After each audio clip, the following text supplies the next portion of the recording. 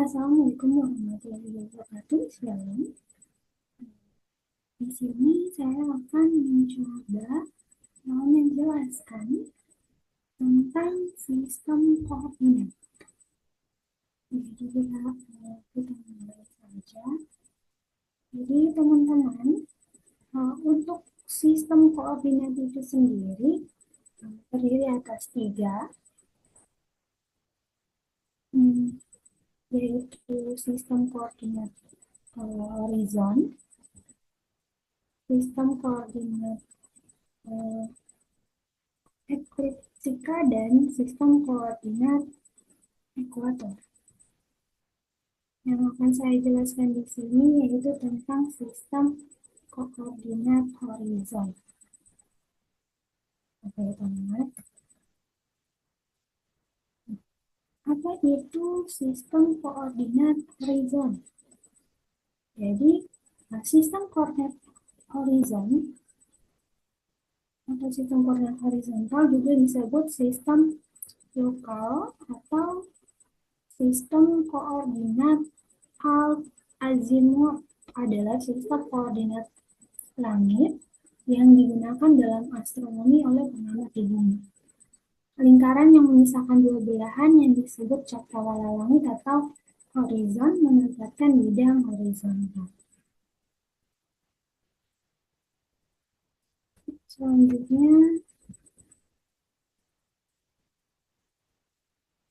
komponen utama yang ada pada sistem koordinat horizon. Yang pertama yaitu azimut. Azimut adalah sudut arah mendatar antara arah utara sejati ke posisi benda langit di sepanjang horizon diukur searah jarum jam. Kemudian ketinggian atau elevasi atau altitude. Altitude adalah sudut vertikal antara horizon dan posisi benda langit. Yang ketiga itu zenith.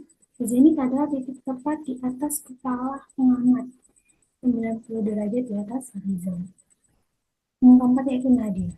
Nadir adalah titik tepat di bawah kaki pengamat, berlawanan dengan zenith. Jadi kalau zenithnya di sini, maka nadirnya itu di sini. Kemudian yang kelima itu lingkaran horizon atau ufuk. Sebenarnya lingkaran horizon adalah lingkaran besar imajiner yang memisahkan langit dan bumi dari sudut pandang pengamat.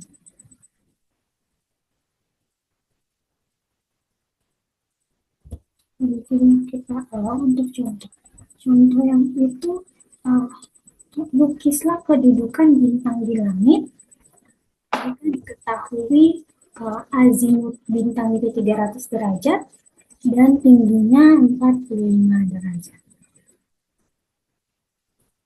Bisa lihat pada video berikutnya. Oke, yang pertama-tama itu kita buat lingkaran. Kemudian setelah buat lingkaran, kita gambar bidang horizonnya. Teman-teman, bidang horizon. Kemudian kita tentukan titik arah kardinal atau titik arah matahari.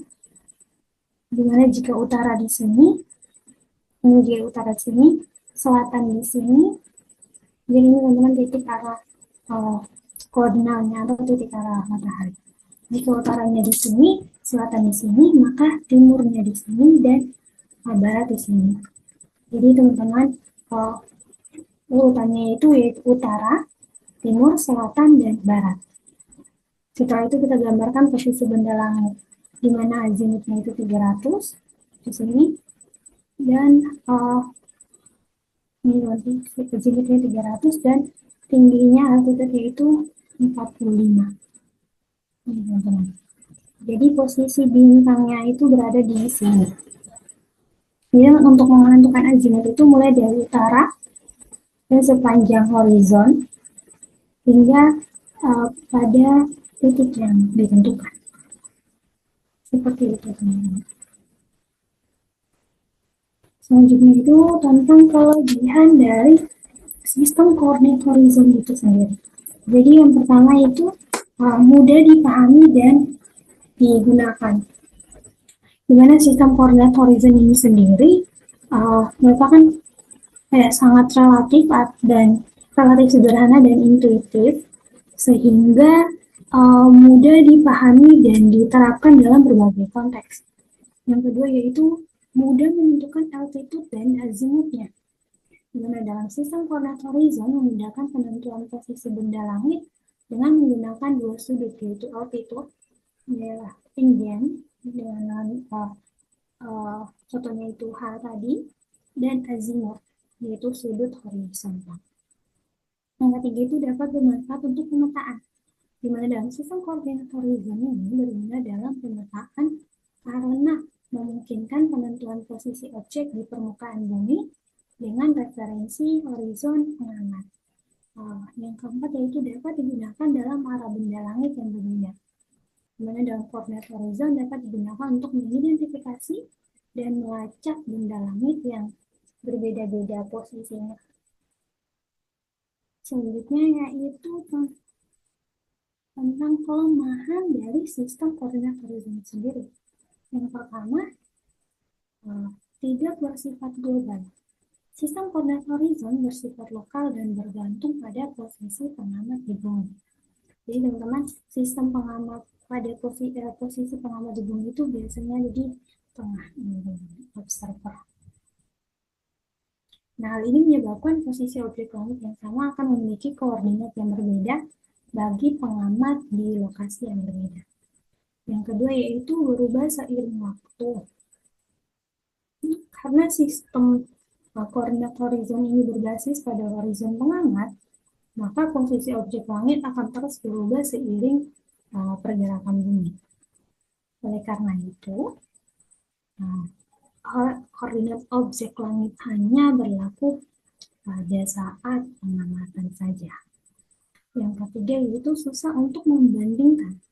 Nah, karena koordinat objek langit ini berubah seiring waktu dan lokasi pengamat sulit untuk membandingkan posisi objek langit yang diamati pada waktu dan lokasi yang berbeda. Yang keempat yaitu perlu mengetahui posisi langit. Nah, dalam sistem ini membutuhkan pengetahuan tentang posisi langit untuk menentukan koordinat objek langit. Yang terakhir yaitu perlu konversi sudut jam. Nah, teman-teman, sudut jam perlu dikonversi ke sudut horizontal untuk menentukan posisi objek langit. Ya, mungkin itu yang dapat saya jelaskan tentang sistem koordinat horizon. Terima kasih.